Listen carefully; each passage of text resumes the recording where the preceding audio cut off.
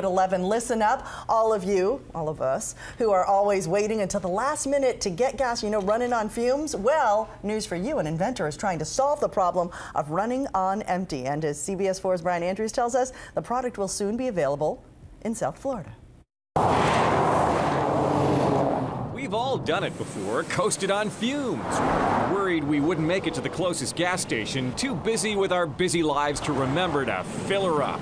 Steve Bystrisky says no one wants to be stranded. What about your wife or your significant other, right, or your grandparent, or even your teenage kid that, doesn't have the money in his pocket and say, yeah, Dad'll fill it up later. Despite modern gauges, which will count you down to the moment that your tank will go empty, people still allow their cars to conk out. And that's exactly why Steve came up with the idea for Magic Tank. It's a half-gallon of roadside rescue that you keep in your trunk. It'll get you where you need to go when there's nothing left in your tank.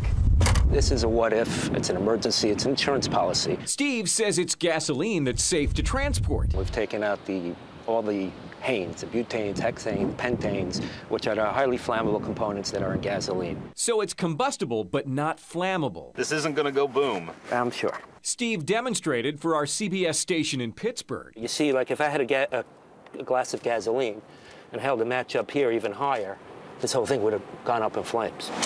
The product was tested in a laboratory and scientific verification. At least what I was able to measure on the gas chromatograph doesn't show a lot of volatile compounds. In the Magic Tank? In the Magic Tank, yes. So the big question, does this work?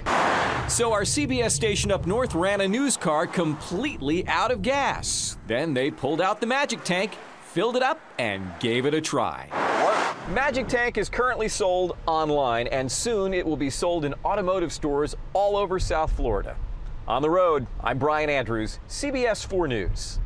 Are you ordering a case right now? I'm going to look it up.